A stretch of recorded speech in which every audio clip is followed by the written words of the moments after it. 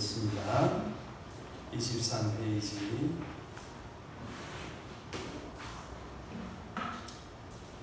카테키즘 대요리문답 2번. 카테키즘 대요리문답 2번. 하나님이 계시다는 사실은 어떻게 나타나는가? 인간에 있는 본성의 상대적이가 하나님의 피조물들이 명백하게 하나님이 계시심을 선포한다. 그러나 그들의 말씀과 성경만이 사람들에게 그들의 구원을 위해서 하나님을 순종하고 못하게 되지 않는다. 하나님이 계시다는 사실을 어떻게 나타내고 있는가? 사실은 만물에게서 하나님의 존재가 나타나고 있습니다. 만물에게서 나타나는데 그 중에서도 특히 자기 자신을 표현하는 존재에서 하나님의 계신 것이 많이 나타납니다. 자기 자신을 표현한다라고 했을 때 그것은 생명의 움직임일 수 있어요. 그러니까 씨앗이 땅에 떨어져서 물과 또 적당한 햇볕과 이런 것을 통해서 씨앗에서 그 씨앗에게 있는 그 부피와 비교할 수 없을 정도로 씨앗이 자란 나무 있잖아요. 나무. 그 나무가 씨앗과 부피를 크기를 비교하자면 얼마나 커져요? 엄청나죠. 그 씨앗 안에 생명이 있기 때문에 그렇게 큰 나무가 된 것이거든요. 그러니까 어떤 존재 안에 있는 그 생명을 누가 부여했느냐, 그 생명의 원인자가 누구냐라고 했을 때 그 생명에 대해서 생각하면 신존재에 대해서 생각하지 않을 수가 없다 이 말입니다. 이 광활한 우주 가운데에 자신을 표현하는 존재로 아름다움을 숭상하고 예쁜 것을 좋아하고 맛있는 것을 즐기고 사랑하는 사람들과 맛있는 것을 나눠 먹는 그 인간이라는 이 여러 동물 가운데에 이 인간이라는 이 존재가 신이 계신 것을 보여준다 그 말이죠. 그래서 한 번도 복음이 전해진 곳이 없는 곳에도 비나이다 천지신명께 비나이다. 바다에는 용왕이 있을 것이고 산에는 산신령이 있을 것이고 곳곳에 절대적인 신이 있다라는 것을 우리 스스로 느끼게 된다는 것입니다. 그래서 신 존재에 대한 스스로 증거하는 그런 것들이 모든 생물에게서 모든 존재하는 것에게서 그것이 나타나는 거예요. 그러면 광물이 어떤가? 광물은 소리를 내지 않죠. 스스로 움직이지도 못하고 마치 생명이 없는 것처럼 느껴지지만 그 광물이 주는 찬란한 빛이 있어요. 다이아몬드 같은 거. 그 돌멩이잖아요, 돌멩이. 그 돌멩이가 내는 그 화려한 빛을 보면서 우리는 이 빛이 영원했으면 좋겠다. 그러니까 생명이 없는 광물에게서 생명이 있는 인간이 그 아름다움을 발견하면서 그 사이에 뭐가 나타나느냐? 신이 계시다라는 직관. 하나님이 계시다. 어딘가에 하나님이 계시다. 어딘가에 절대자가 계시다라는 그런 직관이 신이 있다는 것을 보여주는 여러 가지 모습들 가운데 하나다. 그렇게 볼 수 있어요. 그리고 여러분 이 사물들의 모습을 보면 그렇게 아름다울 수가 없어요. 본연의 모습 있잖아요. 본연의 모습. 우리가 그걸 뭐 이렇게 다듬고 고치고 변화시키지 않더라도 그 본연의 모습이 정말 아름답죠. 여러분 가을 하늘 요즘에 하늘 한번 나중에 보시면 너무 아름답고 광활하고 깨끗하고 그렇죠. 근데 이제 우리가 뭐 공장이나 또 자동차 매연이나 여러 가지 오염물질들을 배출해서 그렇지, 만약에 하나님이 본래 창조하셨던, 지금도 이렇게 아름다운데 본래 하나님이 창조하셨던 그 상태를 우리가 만약에 본다면은 엄청나겠죠. 엄청나게. 그래서 우리가 이제 그런 걸 추구하는 경향이 있어요. 타인은 지옥이다라는 그 웹툰을 보면은, 제가 어저께 처음으로 봤는데 웹툰을 드라마한 걸 잠시 본 적이 있는데, 거기에 나오는 그 어떤 뭐랄까요, 뭐 건물이나 뭐 이런 것들이 상당히 이 작가가 아주 훌륭한 사람 같아요. 상당히 머리가 좋아요. 거기 보면 그 고시원 이름이 뭐냐면, 그 고시원 이름 기억하는 사람 있어요? 에덴 고시원입니다. 에덴 고시원.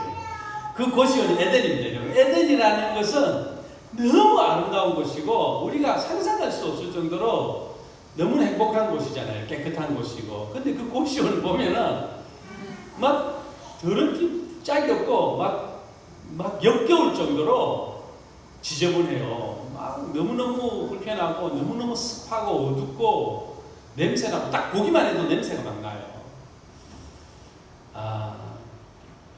우리가 에덴을 지향하면서 우리가 에덴에서 살았으면 좋겠다, 파라다이스에 살았으면 좋겠다, 그 영원한 세상에서 아름답게 행복하게 즐겁게 살았으면 좋겠다, 사랑하는 사람과 그랬으면 좋겠다 하는 이 본성, 이 선한 것과 아름다운 것과 진실된 것을 향하는 이 본성이 하나님으로부터 왔다는 거예요.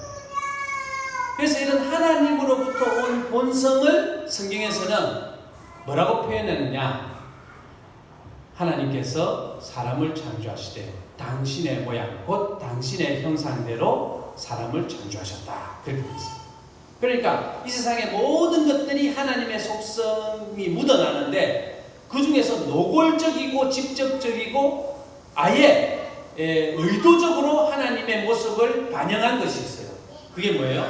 사람이에요. 그래서 사람이 가장 권위가 있고, 사람이 가장 아름답고, 사람이 가장 가치가 있는, 예수께서는 사람의 가치를 이 세상에 있는 모든 만물하고도 바꿀 수 없을 정도로 고귀하다, 그렇게 말씀했어요. 한 영혼이 천하보다 귀하다. 그것은 한 영혼을 천하보다 바꾸기가 어렵다, 이런 표현보다는 이 천하가 사람을 위해서 만들어진 것이고 우리를 위해서 이 천하가 있다라는 사실을 보여주는 것이죠. 그래서 우리가 하나님을 믿게 되고 하나님을 알게 되면 사람의 가치를 깊이 깨닫게 되는 거예요. 그러니까 어떤 사람이 복음을 받았어요? 그럼 어때요? 사람의 가치를 귀하게 여겨요. 왜냐하면 사람의 가치에는 뭐가 보증을 하고 있기 때문에, 하나님의 가치가, 하나님의 형상과 하나님의 모양이 사람을 보증하고 있기 때문에 가장 가치로운 것입니다. 그래서 하나님의 계신, 하나님이 계신 것이 어디에 있느냐? 만물에 있어요. 만물에. 그래서 하나님이 계시다는 것을, 만물에 있다는 것을 깨달으면서 오류에 빠진 사람이 있는데, 그 사람들 가운데서 집단적으로 오류에 빠진 사람들이, 아주 오래전부터 오류에 빠진 사람들이 바로 인도의 범신론자들. 범신론자. 모든 것에 신이 있다. 그리고 나중에는 모든 것은 신이다. 모든 것이 신이라는 생각은 가치의 문제에서 실제적인 삶에 나타나는데요. 그래서 불교의 교리 가운데 살생하는 것을 금하는 것은 모든 생명에게 신이 있다, 혹은 모든 생명이 곧 신이다, 혹은 모든 존재하는 것들이 신이 될 수도 있고 또 신이었던 적이 있고 신이 될 수도 있다라는 가정에서 출발하는 거예요. 그래서 윤회한다든지 환생한다는 이 세계관과 가치관은 돌다 보면 신이 될 수도 있는 거예요. 그래서 인간으로 이 세상에 나타났다는 것은 신이 될 가능성이 가장 많은 존재로 보는 거죠. 그래서 우리가 자기를 수양하고 욕심을 버리고 자기의 인격과 자기의 영적 생활을 아주 고귀하게 만들어가면 니르바나 열반의 경지에 이를 것이다. 신의 경지에 들어갈 것이다. 그래서 열반한다. 부처가 된다. 그래서 당신이 부처다. 당신이 부처가 될 수 있다. 그렇게 가르치는 것이 어디로부터 출발했느냐? 하나님이 모든 만물에 하나님이 계신 것을 나타내는데 그것을 보고 모든 만물이 신이거나 신의 속성이거나 신의 모습이다라고 오류에 빠져버린 거예요. 그러니까 하나님의 모습을 만물을 보고 하나님을 깨달아야 되는데 만물이 하나님이다라고 말하는 거예요. 범신론. 무슨 말인지 아시겠죠? 만물이 하나님. 그러면 이게 이쪽 끝에 온 거예요. 그럼 저쪽 끝에는 뭐가 있을까요? 유물론자예요. 유물론. 세상의 모든 것들은 물질만 존재하는 것이다.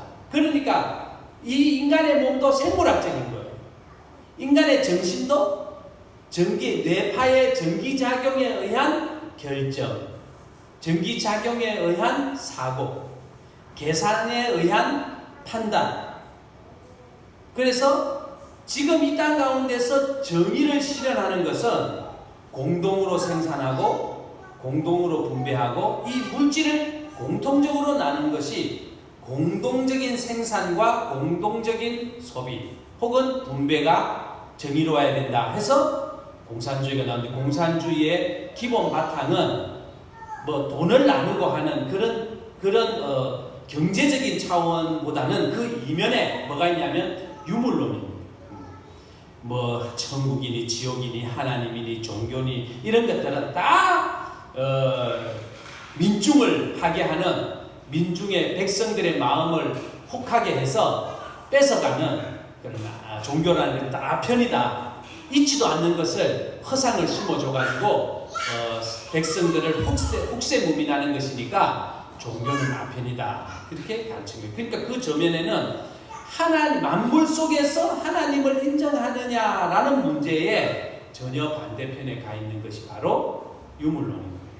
그러니까 저는 뭐 태극기 부대나 또 여러 보수단체들이나 어버이연합이나 아줌마연합이나 어머니연합이 이상한 이런 것 다 잘못됐다고 생각하고 좀 상당히 부정적인 부분이 많아요. 그러나 그들이 말하는 그들 가운데서 그들이 기독교인이면서 그런 운동을 하는 사람들의 그 마음속에는 뭐가 있냐면 그 공산주의가 전쟁을 통해서 즉 유혈혁명 혹은 전쟁을 통해서 세상을 보다 더 공평하게 하고자 하는 부르주아 계급들을 숙청시키고 왜냐하면 그들이 너무 많이 가지고 있으니까 그들의 큰 땅과 그들이 가지고 있는 것들을 뺏어가지고 공통적으로 나눠야 된다 이런 생각 때문에 전쟁을 했고 그 전쟁 속에서 가장 먼저 숙청을 한 것이 바로 종교인들이에요. 더군다나 유신론적인 입장에서 목사는 특히 보수적이라는 말은 하나님이 계시다. 하나님이 인류 역사의 주권자다. 라는 것을 가르치는 그러니까 하나님은 우리를 만드셨지만 이 우리끼리 세상을 다스리는 것은 우리끼리 잘해야 된다. 그것이 자유주의 학자들이에요. 근데 하나님이 다스린다. 우리는 하나님의 말을 들어야 된다. 최후의 결정권자는 하나님이시다. 라는 것이 보수 목회자들이거든요. 그러니까 이들을 죽이는 것이 공산주의가 가장 먼저 행했던 일이고 대지주들을 죽여야 되는 것이 숙청하는 것이 사회를 혁명하는 가장 중요한 것이었기 때문에 6.25 전쟁에서 가장 희생을 많이 본 케이스가 종교인들이에요. 그러다 보니까 여기에 대해서는 특히 기독교인들은 이 공산주의 사상 유물론이라든지 막시즘이라든지 이런 사상에 대해서 엄청난 두려움과 분노를 가져요.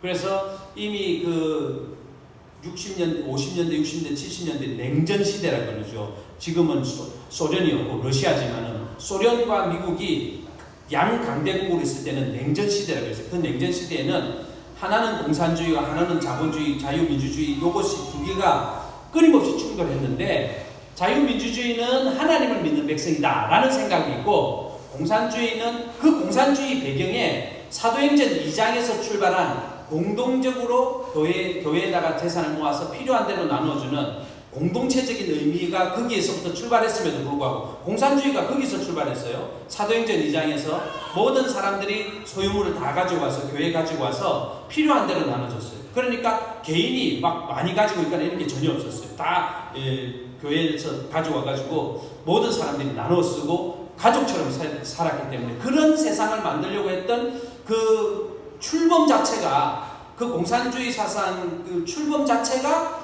사도행전 2장에서 출발했기 때문에 우리가 생각하는 대로 이것은 마귀의 사상이다 적극적으로 이렇게 말할 수가 없어요. 왜냐하면 그 출발 자체가 그런 게 아니에요. 원래가 그러다 보니까 이렇게 상당한 충돌이 있었음에도 불구하고 나중에 어떻게 되느냐 유물론자들은 하나님은 없다라는 것으로 결론을 맺고 또 이쪽에서 극우파들의 잘못은 하나님은 내 편이시다. 하나님. 내가 돈을 이렇게 많이 벌게 된 것은 하나님이 내 편이시기 때문이다. 우리가 이렇게 행복한 삶을 사는 것은 하나님 내 편이. 그러면 저기 가난한 사람, 저기 공산정권에서 고통받는 사람, 저 사람은 하나님이 버리신 거예요? 그게 아니잖아요. 그런데 이쪽으로 치우친 사람은 항상 하나님 내 편이에요. 이명박 장로도 이야기할 때 누가 너에게 돈을 던질 수 있습니까 여러분? 이렇게 말하는데 하나님이 내 편이라는 거예요. 내 편이에요. 예. 기존에 그 교회라는 것은 이미 이 교회가 우리 소망교회가 이 교회가 하나님의 편이라는 거예요. 내가 뭘 하면 내가 하나님을 믿기 때문에 내가 교회를 다니기 때문에 내가 어떤 결정을 해도 하나님이 그것을 지지해 준다고 생각합니다. 내가 어떻게 한다 하더라도 하나님이 내 편이시기 때문에 제가 나한테 너 왜 그러냐 하면은 나를 대적하는 것이 아니라 누구를 대적한다고요? 하나님을 대적한다고 생각하는 거예요.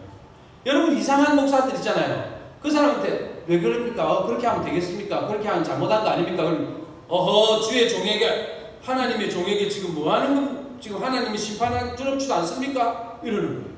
그 확실하게 자기는 확실하게 그렇게 믿고 있어요.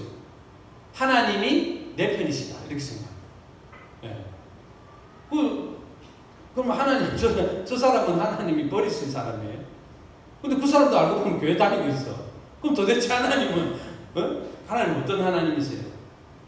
여러분 이것이 엄청나게 우리가 이제 중요한 부분인데 신앙을 너무 주관화시키면 안 돼요.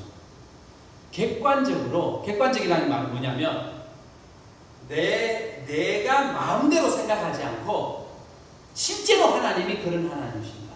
성경이 말하는 하나님이 어떤 분이신가? 실제로 내가 만들어 놓은 하나님 말고 말이죠. 사람들 자꾸 하나님 만들잖아요. 예? 하나님 만들어요. 지금 예능 프로그램 보세요. 그 강호동 신하고 이효리 신이 이렇게 하겠어요. 무엇이든 물어보살 그거 보면은 사람들은 다 신을 만들어요. 그 우스꽝스럽게 그렇게 한 거지만 우스꽝스럽지 않고 전혀 진지하게 만드는 사람도 있어요. 그 하나님은 우리가 만든 하나님은 하나님 아니에요. 우리와 상관없이 실제로 계신 그 하나님. 그래서 우리의 신앙은 보다 더 객관적으로 성경에 입각해야 된다. 그래서 자꾸만 개인의 꿈이라든지 개인의 느낌이라든지 여러분 이 꿈이라는 것도 꿈을 통해서 구약시대에 하나님의 사람들이 꿈을 통해서 뭔가 가르쳐 주신 적이 있어요. 근데 그때도 하나님의 사람이 직접 꿈을 꾼 것보다는 다른 사람이 꿈을 꾼 것을 하나님의 사람이 해석해 준 게 더 많아요. 자기가 꿈을 꾼 것보다는. 그게 무슨 말이냐면 그것에 대한 객관적인 평가가 중요한 것이지 그 꿈 자체 자체가 하나님의 계시의 말씀이 아니다는 거예요. 왜냐하면 꿈이 하나님의 계시의 말씀이면 우리는 밤새도록 계시의 말씀을 받는 거예요. 아침에 일어나면 하나도 기억이 나지 않는 계시의 말씀을 받는 거죠. 우리가 의식하든 무의식적이건 우리 뇌파의 어떤 활동을 통해서 계속해서 꿈을 꾸거든요. 특히 잠을 얕게 자면, 걱정이 많거나 근심이 많으면 꿈을 꾼단 말이에요. 근데 그것을 다 하나님의 메시지로 본다면 우리는 엄청난 혼란에 빠지는 거예요. 그러나 그것은 그럴 수도 있고 아닐 수도 있지만 그건 배제하는 거예요. 왜 배제하느냐? 하나님의 말씀이 있기 때문에. 하나님의 말씀이 있기 때문에.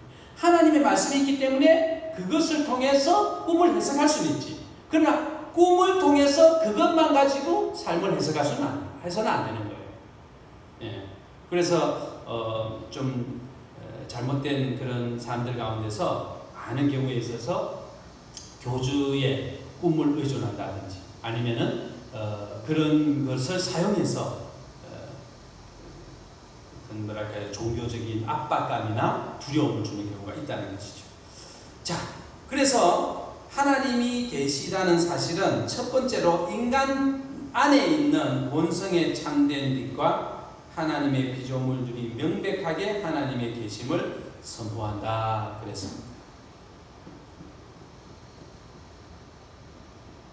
그래서 인간에게만 있는 그런 모습들이 있어요. 물론 동물에게도 한 번씩 보여지는데요. 희생, 사랑 안에서 나타나는 어떤 희생, 그리고 아름다운 시와 노래,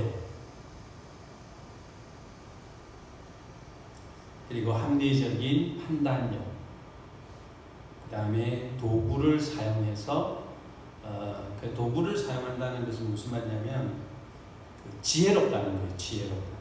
그러니까 사물의 이치를 분별하고, 그래서 저는 이제 우리 학생들이 기능적인 그 기술, 기능 이런 것들을 어릴 때부터 많이 좀 배워야 된다. 저는 개인적으로 그렇게 생각해요.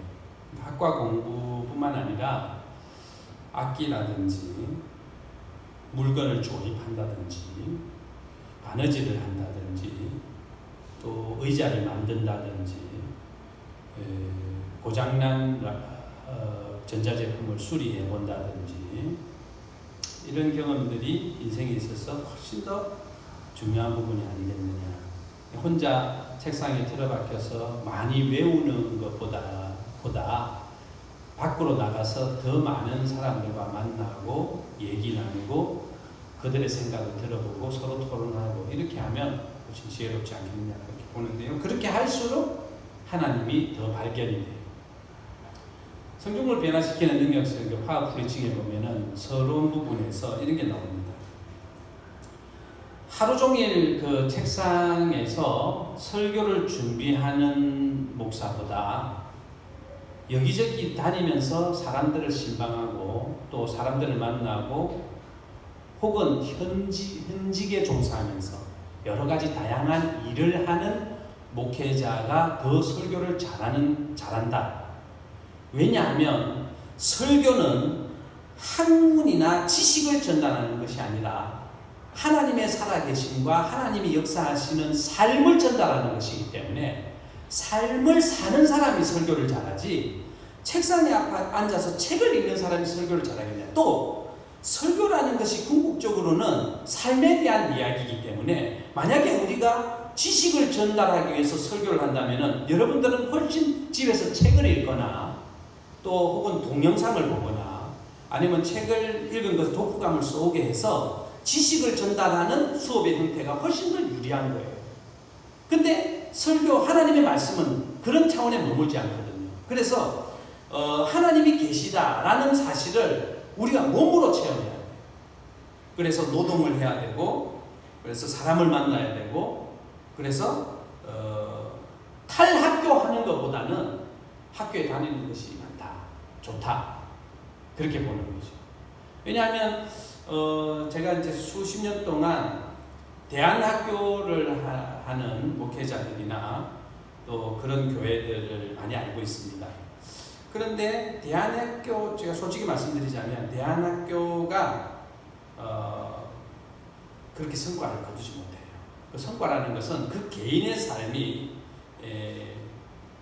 탁월성을 가질 수 있느냐 나중에 그 개인이 이 사회 속에서 자기의 역할을 드러내느냐 또 하나님의 영광을 나타내느냐 그런 것을 통해서 볼 때 탈학교한 케이스가 상당히 그 은둔형 외톨이로 전락이 되는 경우가 많고 사회성이 떨어져서 사회성이 결여되는 경우가 많은 보고가 있어요.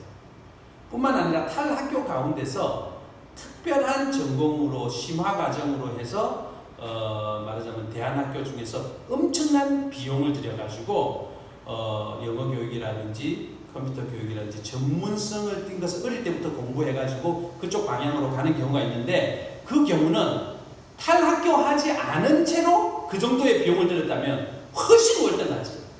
하버드나 예일이나 코넬이나 뭐 어디든지 갈 수 있지. 어디든지 옥스퍼드든지 어디든지 갈 수 있는데 오히려 그걸 했기 때문에 그 정도 비용이라면 그 정도 에너지와 그 정도 투자라면 더 엄청난 것이 나오지 않았겠느냐 이제 그렇게 보는 거예요. 이렇게 살펴보면 합리적으로.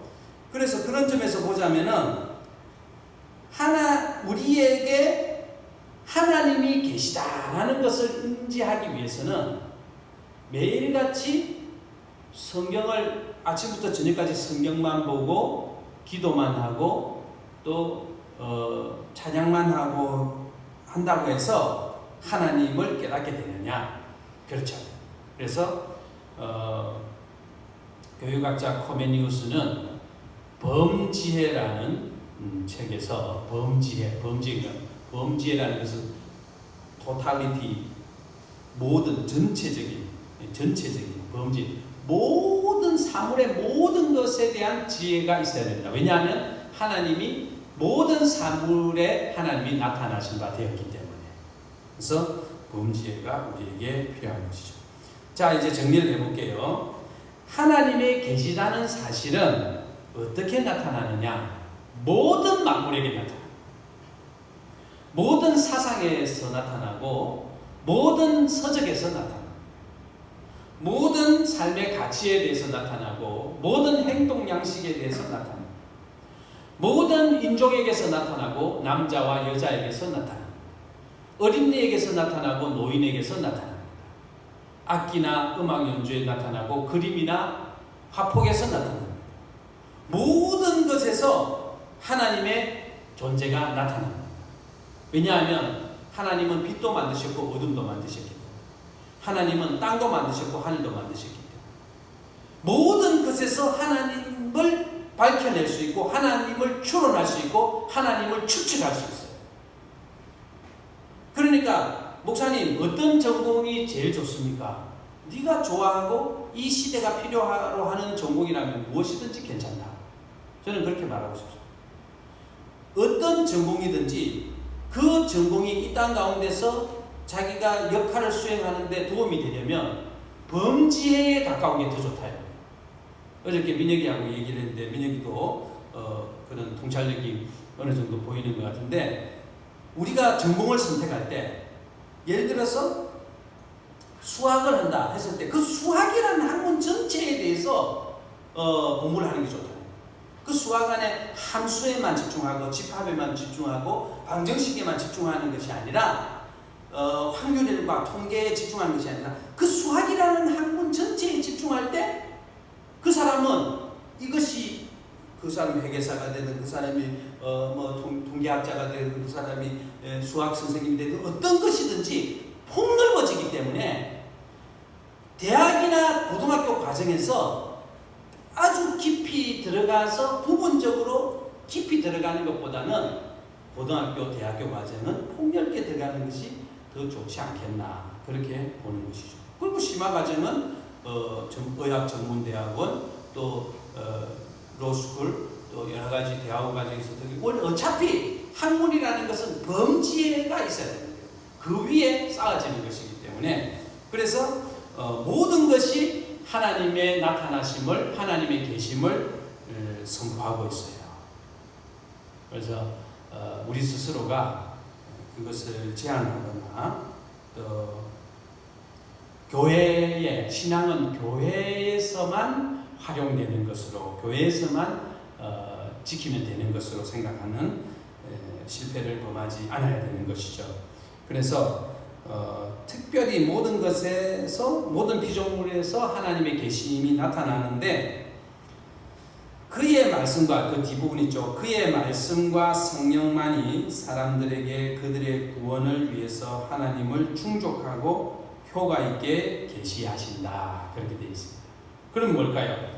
요 안에 두 가지가 다 있어요. 하나는 일반 계시가 있고, 그 다음에는 특별 계시가 있는데, 모든 사람에게 나타나 있는 이 계시는 일반 계시예요.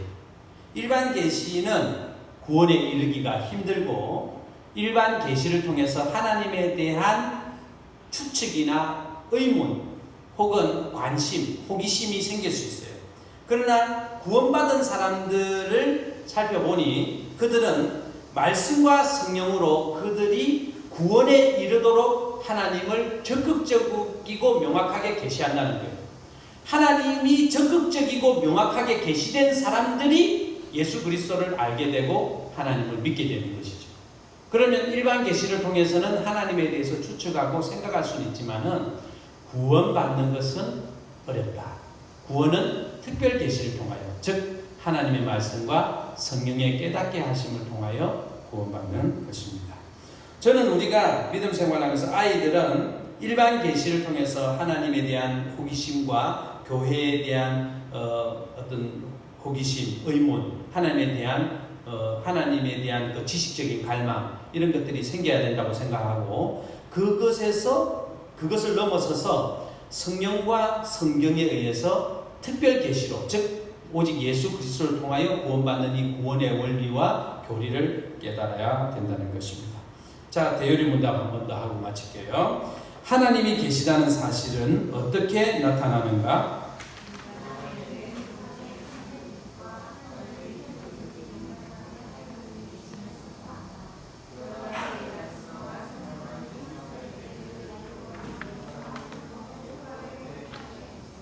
네, 여러분 이 말이 무엇인지 알 수 있게 되기를 바랍니다. 기도하겠습니다. 주님 감사합니다. 하나님의 살아계심, 하나님의 존재하심, 그리고 하나님을 찾는 자들에게 상 주시는 이심을 믿고 날마다 주님께 가까이 나가는 저희들이 되기를 원합니다. 가정에서, 집에서, 학교에서, 학원에서, 또 직장에서, 생업의 현장에서, 교회에서 어디든지 무엇을 하든지 주님 우리와 동행해 주시고, 항상 하나님을 의식하고 의지하고 생각하고 하나님을 바라보고 하나님을 향하여 기도하는 저희들이 되게 하여 주시옵소서. 예수님의 이름으로 기도하옵나이다. 아멘.